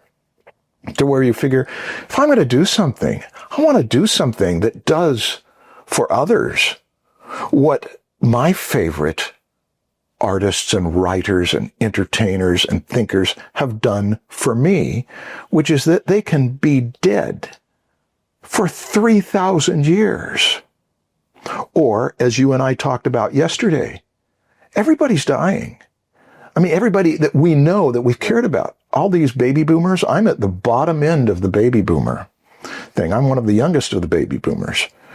But Brian Wilson died in the last 2 days, and Sondheim died about a year or two ago, and all of these people that have been so influential in the culture in the last 60 or so years are one after another, after another, after another dying. And the awareness of that makes you aware that if I'm going to do anything good, I can't put it off for another 20 years. Yeah. It's got to happen in the next few years while I've still got the ability to do it. When you're younger, you don't care about that so much because you've got forever. You're going to live for another 1,000 years. You can just count on it. There's no pressure. But with me, when I was younger, the pressure was I have to prove myself competent to make my living. And if I can't make my living as an artist, I am going to feel like I've failed. So I'm fearful of the failure, and that was a big part of it. Figure. Yeah. I would have to have a funeral for my art career, which was very important to me, and I might be able to revive it, get it out of the hospital, strengthen it, put it through therapy, make it strong enough to last for the 20 years or so that it did last, and then try something new. So anyway, I guess I'm talking with you about mortality. And doing good work to, I guess, embrace your immortality. Yeah, so you're going to live for another, 60, 70, 80, 100, 150 years.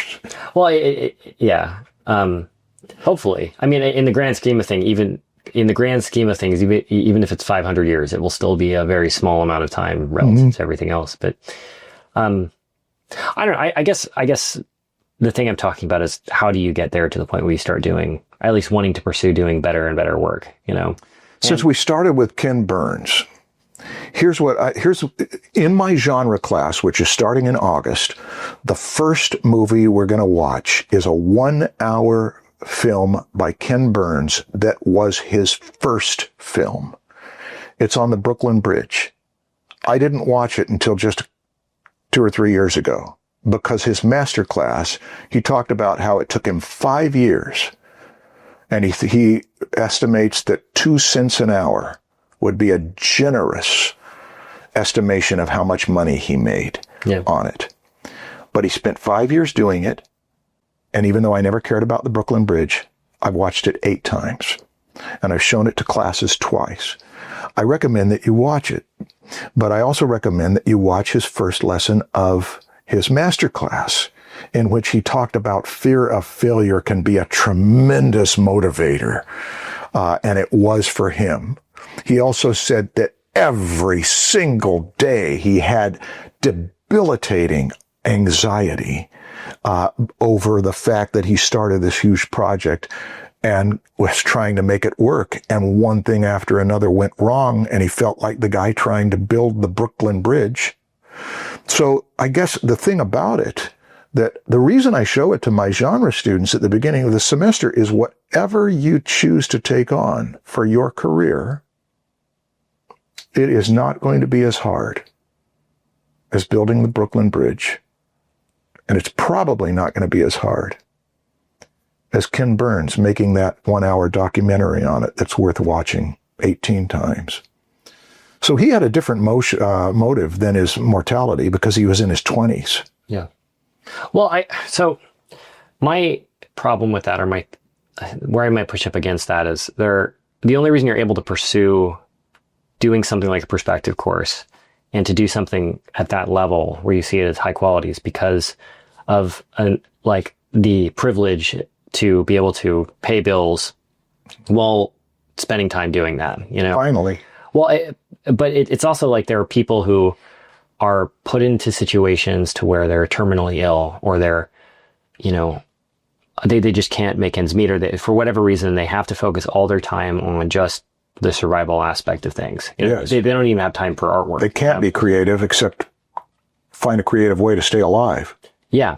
Yeah. And I think it's like, to me, that immortality and, you know, people, you know, that you don't know long after you're dead consuming your thing is definitely a positive or like a thing to try to pursue to inspire other people. But I'd say 99.99% of people don't ever have that chance.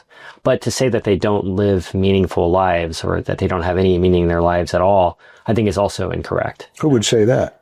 I think that's the implication there. When you say that, like, if you're not doing that, then you're not like pursuing a higher meaning or higher purpose. It's like, at least to me, that's what I hear when I hear that particular thing. Which whether it be wrong or yeah, I don't know anybody in my life who would say that, and that would continue to say that. Yeah. That the conversations would continue. Well, I that a person who's trying to survive has no meaning in their life because they're not creating podcasts or art. Oh, I guess what I mean by that is somebody listening to this conversation might hear that and think that, oh, because I work at Starbucks or I work at Costco and I'm not pursuing this higher thing, then I'm not pursuing something that's worth my time or worth the... We didn't put that on them. Yeah, and it's totally an internal thing. That's kind of what I'm getting at, is that, like, I think that anyone can go and live a meaningful life and pursue things that are meaningful to them, but it's almost like a decision, you know? Mm-hmm. Like Man's Search for Meaning by Viktor Frankl had an impact on me, if you're familiar with that book. I have not read it, but I am familiar with it from Stan read it. Yeah. You read it. People have talked to me about it. I've listened to people quote from it. Yeah, that's a big deal. That addresses exactly what you're talking about. Well, you could have a seemingly meaningless life, but most of the meaning can come from yourself, you know? And again, I want to make a note to put it into my reading list. I'll give you a second to do that. It's a great book. I really... Viktor Frankl's book. Among the self-help books, for anyone that might be interested in any book that I'd recommend, it's probably the book I'd recommend most to people. Okay. Above everything else. I'm getting a message from Kimberly that says, Stan said you were maybe coming by the studio today. I'm recording a podcast with Christian.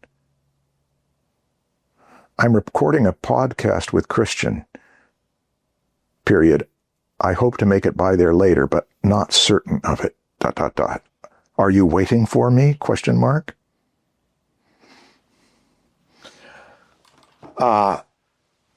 Okay, so the perspective course, which is what I'm working on right now, and if I die right when it finishes, I will have at least gotten that done, money aside. Well, have you been watching any of it? I've watched bits of it. Are you impressed with any of it? It's cool. Yeah. Any things that you liked? Again, nothing that stands out. Oh, okay. And not to sound cruel or dismissive of your life's work, but it's not my thing. Yeah. Did you see the cartoon like in the first one, and in number 9, the cartoon on Moon-like Horizon? I was really proud of Moon-like Horizon. I'm not. That Cody animated both of those. Yeah, Cody Shank, my former student and current animator. Yeah. I'm proud of some of that. I will watch it if you think I should watch it. Okay. Oh yeah, I think you should watch. Yeah. I think all of the free ones are worth watching.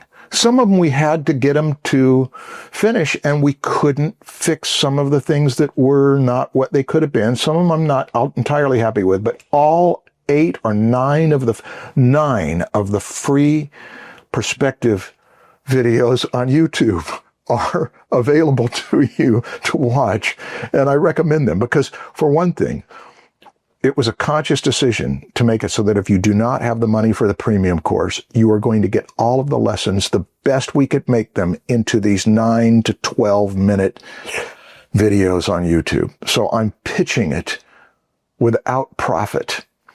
But yes, that is a part of my get this thing done before you die. And then I've got another 3, 4, 5, 6 things, some of which I have no plan at all for after we've done the composition course and after we've done maybe a abridgment course through Proco, of what I'll do after that, because I want to wait and see if I'm still around. What do I want to do that will be a small team of people who I really admire, who care so deeply about quality, that we exemplify the thing that 3,000 years ago, the writer of poetry in the Hebrew scriptures said, make good podcasts while you're alive, because there is no podcast making in the grave to which you go. Well, there is that trying to make your magnum opus, and I'm not saying your thing is this, but do you think there's something wrong with making a magnum opus? I think there's something wrong with thinking the thing that you're making is a magnum opus. And I'm again. Tell me what you think is wrong. So it's like, I'm not saying there's anything wrong with the thing you're doing, but it's like. But tell me what you think is wrong with trying to make a magnum opus. I think that having high expectations of something's reception, in whatever way, will inevitably taint the process of it. Inevitably? So it's like it'll hurt the success, and it doesn't guarantee it's going to be successful. There is an obvious risk, but do you really think that inevitably trying to make a magnum opus short circuits it? Like every piece of media that I think I like the most started out as kind of a ragtag team of people just making a thing. Like Dark Side of the Moon? But if you look at people trying to make their magnum opus, like Megalopolis, that is an example to me of somebody trying to make their... And that is an example to me of someone who historically has done some of the worst movies that anybody could make because of his unprofessionalism. Yeah. And if you want more on it, watch that Hearts of Darkness documentary on his making of Apocalypse Now, and how he was so against professionalism that it became the personification of unprofessionalism. He also rebuilt Las Vegas and ruined his studio so that he could do One from the Heart, which he poured a fortune into, and nobody wanted to see it. Yeah. But yes, Megalopolis is an example of a person trying to make, I haven't seen it, but I've sure heard about it. Yeah. I've been told not to see it. Trying to make their magnum opus and failing because he does exactly the wrong things that he's done before, and that he doesn't care that people say you're not going to make it, it's not going to work. He doesn't care. Compare it now to the Indiana Jones, the first Raiders of the Lost Ark. Compare it to Dark Side of the Moon, which is a great example, a magnum opus that they were setting out to make it as good an album as they can. Compare it with a lot of things that have been great works that people set out to say, I am going to make this the best it can be. Yeah. I know there's a risk with it. I've experienced the risk with it multiple times, but there's no way that setting out to do a great work inevitably. I guess it's like the Beatles didn't think when they were making their music that they were peaking when they were making. They did when they were making Sgt. Pepper's Lonely Hearts Club Band. They were trying to bring it up to the level of Pet sounds. Yeah, I think that's... Which was a magnum opus. Yeah. And Brian Wilson did that great song, Good Vibrations, and spent 90 hours in the studio. That's on paid studio time to make this magnum opus of a song that it took forever before they found that there. I mean, there's all sorts of stories of people making songs that are great songs. Bohemian Rhapsody did not happen because they were just messing around and seeing what would happen. They were setting out to do a really good song. So I'm arguing with you, but I'm arguing with you because I think that as soon as somebody says all you do is just experiment around, or all you do is try to make a magnum opus, that you're demonizing the other side. I guess it's more so that I think that setting out to make a magnum opus, again, there's no guarantee of reception, because I think there's no guarantee of what? Of the reception of it, or the actual quality. No, there's no guarantee of it. And I think everyone should go out and try to make the best thing that they can possible. Yeah. But also with the expectation that it might fail, Yeah. And it's more something that I wouldn't recommend to people unless you feel like you have to, Yeah. Like you feel like you have to put like everything into something to the point where if it isn't successful, it's going to financially hurt someone's life, or like in the same way I wouldn't recommend somebody go and try to become Steve Jobs or, some big entrepreneur, because it seemed like the consequence of trying to do something at that quality or that level was so disruptive or destructive to their personal lives that it seemed not worth it to me, Yeah, that's Steve Jobs. Yeah. But I Wagner and well, for every Pet Sounds or for every Abbey Road or for every great movie, Abbey Road's another example. Yeah. Well, but there's 1,000 to 1,000,000 things that people were trying to make their version of Abbey Road that just that wasn't received in the same way. It still might have been great work, but to me, it's like, again, not to sound corny or repetitive, but it's just the work, like you just go and do the work. It's like making Get Back in the Beatles documentary. You see Paul McCartney strumming his guitar, trying to mumble out this song that inevitably becomes a huge breakout hit. It starts out the same as writing a song that no one's ever heard of. That's right. It starts out not knowing. Yeah. And to me, it's like, I guess you're at a different stage, I guess, but or maybe, I don't know, but I guess it's just doing the work. Like it's never not just doing the work. Like with, the Beach Boys guy, what was his name again? Brian Wilson. Yeah. It's like those expectations and that desire to do the magnum opus, to get the approval, to do all these different things. Obviously he's more complicated than that, and I'm paraphrasing it, but, if he, instead of again, I can't, it's a broad, generalization, but if instead of trying to make Pet Sounds and, burning himself out, if he just took it slower and made music over a longer period of time, maybe that would have led to something else that might have been better, and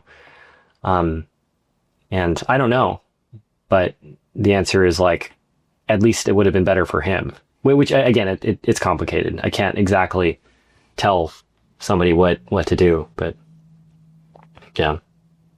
Do you have any thoughts on that? Or? Yeah, you might not want to include this in the podcast. That's fine. But what I hear is a ton of spinning around in circles of defensiveness, of not making it a better piece of content. So my challenge to you is to take what we've done here, which has been a lot of just wandering around, and seeing if you can, in your editing, make a good podcast out of this. And if you do, I will compliment you as having made silk out of a sow's ear. Well, but again, I think doing it unedited I think it's more likely to be a better podcast. You think? Okay. Yeah, well, then, yeah. Well, I know that from observing people who do podcasts, people who do great podcasts, most of it is wondering, most of yeah. And your audience may like that. So if you get 200,000 views with this podcast. Your audience likes that. Yeah. But I know a number of people who even just trying to watch the Draftsman podcast, including someone who's a dear friend and who we have mutual admiration. And she said, I'm sorry, I just can't sit through that kind of banter. And I thought, yeah, I couldn't either. Yeah. It's a different audience.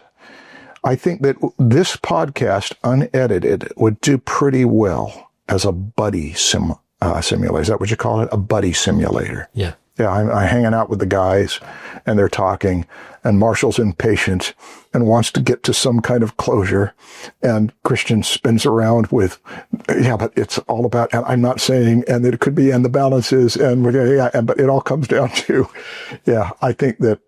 Well, that's the format, though. That's what a podcast is. And I think it's like, if you're trying to write a comic book that's also like an epic, philosophical novel, you're going to have a hard time because it's just a different medium, Mm-hmm. Well, one thing I can say for sure about this podcast that we have done here this afternoon is that it is not a magnum opus. Well, it might be. No, but it actually, like in terms of reception, it might be received. We'll see. But I guess the thinking there is that there are also examples of things where somebody has made a great work of art that has not been remembered in the same way, or they just didn't get that same reception or that same, like, going back to like the aluminum can thing. It's like I couldn't tell you who invented the aluminum can and all of the miracles of production and mining and all these different things that had to go into this thing. And it's arguably more important to society than Abbey Road by an order of magnitude, And I think in terms of like the actual planning of that thing, that person might have just been doing their work, Like I was talking to Walt Simonson, the guy who created Beta Ray Bill and has had like a legendary comic career. Yeah. His run on Thor from the 70s was what the first Thor movie was based off of. And he made like a cameo in it and stuff. And he was telling me that when he was doing his work, it was just like, I just had a job. Yeah. Like I got out of college and I just went to this comic thing. I thought it was going to be a temporary thing because comics, that's a silly job. Like, and he just did it. And eventually, and it's become this huge, huge thing. But in the moment, it was just him doing the work. Yeah. That's the argument for just doing the work and not trying to make a magnum opus. Patty Chayefsky gave that advice to writers. He did some great work, and he said, let other people judge whether it's art. You've just got to get it done. Yeah. And yeah, I've got hundreds and hundreds of quotes from great creative achievers who will say the same thing, which is just get the work done and do your best, and we'll see whether it's art, and that you do have to be intentional and an effort must be made to make it good. You've got to sweat it. Right. In fact, Bob Mankoff mentioned that amateurs are happy with what they create. Professionals, and what I think he means is professionals who bring it up to a high level, he used the word regularly or constantly dissatisfied with what they create.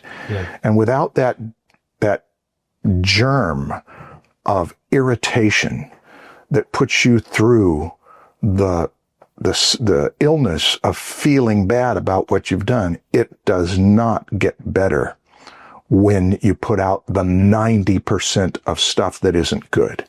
To get that 10% somewhere in there has to be an effort. Yeah. So anyway, that's preaching. I think I said more than enough. Anything we should end on? I would say that someone in our lives that has been someone who's just done the work, from my perspective, has been Stan. I think Stan has never, I think he's doing a version of a magnum opus, but it's not his YouTube channel. It's not like video by video. I think it's like to me, I think part of the reason he's successful is because he's just been someone who's just kept his head down and just done the labor required to like. Stan works smarter, not harder. Yeah. And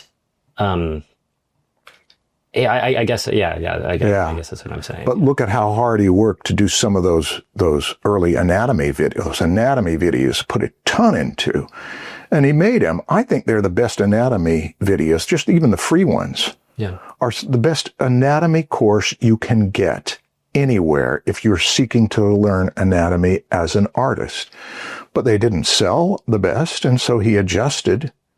Yeah. And I work harder, not smarter. Yeah. Stan works smarter, not harder. So I might have been preaching to justify my own inefficiency. But I got it. You're Joe Rogan, and I'm Ken Burns. Yeah, that was... that's us. Yeah, look at us. Yeah. That's great. Yeah. Well, I think with all this stuff, the reason I was saying I recommend against someone trying to pursue their magnum opus is because it sets that expectation of something being successful. That's right. And there is certainly a time not to do it. I meet more people who tried to do their magnum opus and failed and burnt out and ran through their resources than not, And that happened with Bernie Wrightson. He is an example of creating his magnum opus that he is most remembered for, Frankenstein, and he burned himself out. Or I see it happen with people who never even made something that was of note. It's I'll meet somebody who, again, goes to Art Center and they'll spend $200,000 and get into debt, and they'll have nothing to show for it because it wasn't the right time. It was the wrong time to do the Hail Mary, Yeah. And maybe it's part of their journey, and maybe that's part of their story, going to Art Center, maybe doing something else or developing later. But I think that if someone wants to get the most out of an art education or an experience, or they want to make something successful, they have to first just fall in love with doing good work, or just fall in love with doing the work, and well, at the risk of carrying this on too long, I think we should close this topic. Yeah. But at the risk of also being misunderstood, magnum opus can ruin your creativity when you're attempting to do them, and they can become your magnum opus. Messing around can mean that you spend your life messing around, and it can also lead to your greatest creativity. There, have we qualified all four categories? Yeah, just do whatever you want. Oh, man. Yeah. Okay. Anything we should end on? No, I appreciate you doing this. Do you want to advertise anything else? Or I'll start by saying Marshall Vandriff has been a huge inspiration and influence on me creatively. And if you have the chance to learn from him, I highly recommend learning from Marshall. It has been more effective and more beneficial to me than years of college or various workshops I've taken. So thank you. Yeah. I do highly recommend him. And you can get me in person if you're in Southern California. You can spend Saturdays in Orange County, and I'm really inexpensive. I'm not so inexpensive on Proco. Because you are, I think, because if you look at so if you took that curriculum and brought it to Art Center LCAD, same curriculum for $100, $200 or something. That's right. It's like 2% of what you would spend if you got me at a high-paying school. And I give you more than I can give you in a classroom. I mentioned that in the first free lesson. Yeah. But also, Gumroad may not be the way we do it. But if you go to my website, marshallart.com, MARSHALLART.com, and you look at the little array of thumbnails that take you to where we're selling them right now for cheap, like $12, $8, $32, $18, $28, you can get stuff that may not be big selling, but it's the best I'm going to be able to give you for those topics. So yeah, that's my pitch. And if you would like to get 90% of what Marshall has to offer without being there in person, his courses and classes really are better than you can expect. You'll get better than you would probably expect from any online course that you'd ever buy online. Well, thank you. Yeah. And 90%, that means I've got 10% left to go before I can die in peace. I think that 10% is stuff that you get in person in like a normal class. Yeah, right. The courses, the recorded courses are more concentrated. Yeah. Okay, well, next time you have me on, I think we should do more yelling. Sounds good. More arguing, and maybe some singing, which we didn't get any songs. I'm not a singer, man. Yeah, but to name a song and see, should we try it now? Sure. Okay. 1 Week by Bare Naked Ladies. Oh, 1 week. By who? Bare Naked Ladies. Yeah, I know that one. Yeah. 1 week, 1 week. Is that it? No. How's it 1 go? week since you listened to me. Oh, no, okay. Okay. Dr. Worm by They Might Be Giants. Dr. Worm. Dr. Worm. No, that's Did you say it's by They Might Be Giants? They Might Be Giants. That's the kind of thing they would do, though, right? Yeah. How is it? They call me Dr. Worm. Oh, they call me Dr. Worm. Okay. Good morning. How are you? I'm Dr. Worm. Oh, I have heard that. Interested I have I don't remember which album was on. It was Apollo 18 or Flood. I liked those albums. I love They Might Be Giants. I think they're very funny, and they're also musically remarkable. Yeah. Speaking of people that I wish were more popular as well. Yeah. But they got pretty popular because they did the theme song for that Malcolm in the Middle show or something. Oh, yeah. Yeah, that made them famous. Yeah. But it was a friend in the 90s who told me that you got to listen to this album, and it was it was Flood. Right. And my son was about 6 or 7 at the time, and we listened to that where we knew every song on there. And then Apollo 18 they had done earlier. That's the one that has a lot of the little 3 and 4 second songs. Yeah. Do you know what I'm talking about? No, I do not. Yeah. What's that blue thing? Okay, yeah, yes. Yeah, okay. Stand over the, yeah, okay. Yeah. I vaguely remember it. But yeah, cool. I guess we can. So we didn't do much singing, did we? No, we did. Well, do you want to do me first? Yeah, let's see. How about,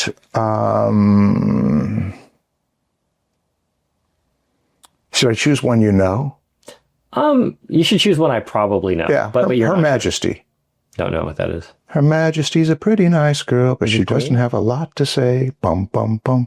Her Majesty's a pretty nice girl. You don't know that one? It's a Beatles song. I thought you'd know that one. No, I'm familiar with the Beatles' discography, but not that familiar. Okay, how about,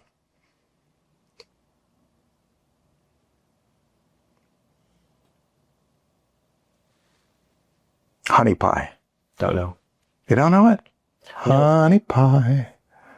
You are making me crazy. I'm not in the right key. Okay, how about... Come on, I thought you were a Beatles fan. I'm a Beatles fan, but no, I'm not an actual... Like, I know Abbey Road, and I know Strawberry Fields Forever, but I don't really know. Okay, well, I'm disappointed. But next time, we're going to be prepared for this.